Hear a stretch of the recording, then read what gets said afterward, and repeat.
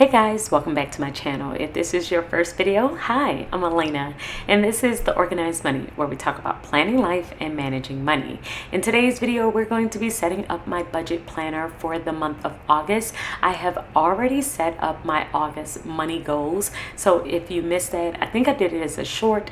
I will link it above so that you can watch that and see my goals for this month. But we are going to start off with my monthly calendar. I am using this Happy Planner sticker book in order to just add some additional stickers, make it a little bit decorative. But this is the calendar where I will lay out all of my bills, and this helps me to see when things are due and what payday is associated with what bills. So the way that I like to do this is I like to use small colorful dots in order to highlight the payday and also highlight what bills it is actually covering. So I'm going to start off by adding in the different colors that I want to use for each week, and I kind of add this first box as my key just so I can lightly see what weeks are associated with what color. So the very first week is going to be this chocolate brown color, and I am going to add in the payday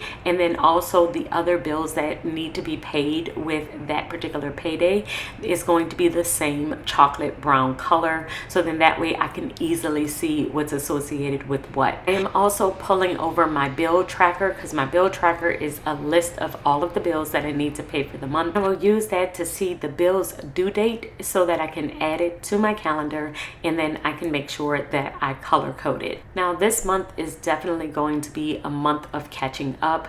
I mentioned it in a short video that I did a while ago that I didn't really plan much in the month of July. I didn't fill out my July budget calendar, and so we did end up doing some spending. I was using some cash envelopes, and I did not set up my budget planner. And since we have so many events that's coming up in the month of July, it's my birthday, it's my husband's birthday, the month of August is really a recovery month for us. I don't do much in this month. We aren't doing much shopping. We aren't going out as much. It's really a month of recovery. Now we still have back to school because my kids are going back to school. So I do have to do some spending associated with that, but that is mainly going to be cash envelopes. So you aren't going to see that on this spread because when I use cash envelopes, I don't have to add it within my budget. But this is my absolute favorite part of setting up my budget, is this part right here.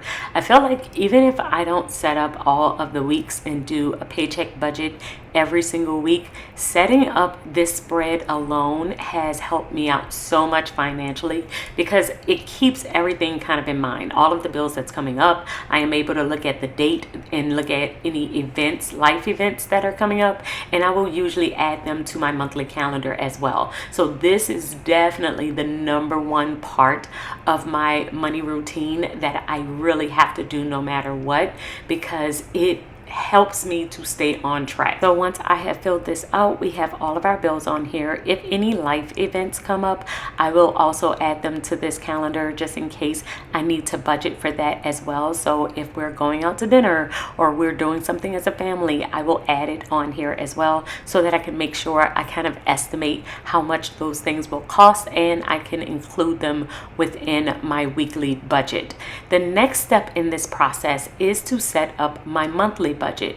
With my monthly budget, it is where I am going to add up how much income we're going to get for all of the weeks, and I'm only going to do 4 of the weeks even though we have 5 in this particular month, but I'm only going to do 4, and that's because that last payday is really going to be associated with the next month. It's going to go toward next month's mortgage and anything else that's coming up that very first week of September. So I'm only going to include 4 weeks of income, which is for the month of August, and then I'm going to add in all of my expenses. Now for my mortgage, I do split up my mortgage to where one paycheck is not going to cover the entire mortgage, and that's just because I don't get paid enough for that. Usually I get paid weekly and it is $16.50, so if I tried to pay my mortgage with one of those paychecks, it would definitely take the entire amount.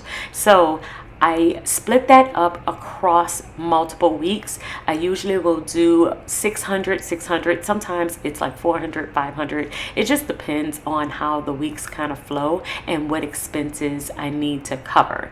So I have pulled all of my bills from my monthly calendar and I added everything up, and I promise you, when I did this, I was like, man, it looks like I have so much more extra money left over, and that is only because I forgot to add in my tithe. Now I do realize it when I start to do my paycheck budget, but it definitely threw off my monthly budget, made it seem like I had a little bit more extra money kind of floating around than I actually did, but that's okay. I'm going to fix it as I go through my weekly budgets.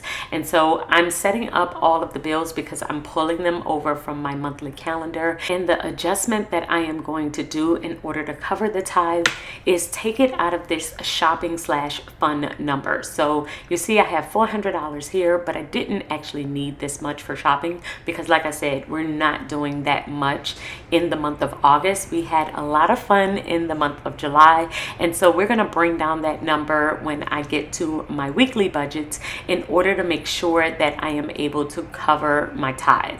And a lot of times in my other section, this is where I'm kind of keeping track of my goals. So I have money goals for the upcoming month, and those goals I need to incorporate within my budget to try and make sure that I achieve them for the month. And so that's where I am going to add them, and then I'm going to add everything up to make sure that I have a zero-based budget. So that is the monthly budget, but the next thing that I want to do is actually break down the monthly budget per week. And that's because a lot of times when you look at your monthly budget, it just feels like you have so much extra money to kind of move around. However, when you break it down for the week, you really realize how much you actually have to cover every single week. So it may feel like when I was doing my monthly budget that I had a lot of extra money left over. However, broken down by the weeks, I can realize that, it's actually not as much on a weekly basis, and I need to be a little bit more careful when it comes to the other things that I need to do. And so that is exactly what I'm doing. I realized that I needed to add in my tithe, so I did it here. I also realized when my car note was coming out and when I had to pay the mortgage, and so I was like, okay, this is all of bills that I could pay for this particular week, because the additional $345 I need for groceries and for the savings that I need to do for this upcoming week. And so I play around with these numbers a lot. Some weeks are heavy on certain bills, and then other weeks I have a lot more money kind of left over. So the first 2 weeks of the month is usually when I am really focused in on the bills that I have to pay, and then the last 2 weeks is when I can kind of play around a little bit and kind of plan for savings and investing and paying down on debt. And so that is exactly what we're going to do. I have filled out the very first week, which that first week I am mainly sticking to the mortgage and my car note, and then the second week we're going to cover the rest of the mortgage. We are going to do our tithe, student loan, my home loan, and any other smaller bills that I might have for that particular week. And remember that this is the plan. I always will set a plan, but life can still life, and all of this can change, especially if something comes up, something miscellaneous, something with the girls' school, something else that I have to cover that I did not realize I had to cover. I will always adjust, and that's why your budget needs to be a working budget, meaning that you can create a plan, but when your actual numbers start to come in and when things start to adjust and there is something else that you need to add that may have not been in the plan originally, you can adjust as you need to. So I usually will write everything in black. I'm writing down the plan, but then when I actually get paid, if something goes wrong and we don't get paid the exact same amount, or something happens and I have an additional expense, I will write it in red. And writing it in red lets me know that this is the reality of what actually happened, and I will just adjust my budget as I go. I will adjust the income, I will adjust bills. I may even call and have to adjust the due date on certain bills, just depending on what's going on. But I try my best not to get too overwhelmed with this process and try and get too stuck on the plan, because the plan is the plan, but the plan can always adjust. But this is the very last paycheck that I am going to put aside toward August. The next one is on the 28th of August, but that's actually going to go toward September. So since this is the last check of August, this is the one where I usually will put more alongside of investing. So you can see I have $200 going toward investing, I have $100 going toward my short-term savings, and $100 going toward my long-term savings, which is our emergency fund. And that is going to help us balance out the goals that I have set at the beginning of this month. But this is my setup for the month of August. I hope that this serves as your reminder that it's the first, so it's time to set up your budget for the month. And I will see you all in my next one. Until then, keep organizing your life so that you can achieve your dreams. Bye, guys.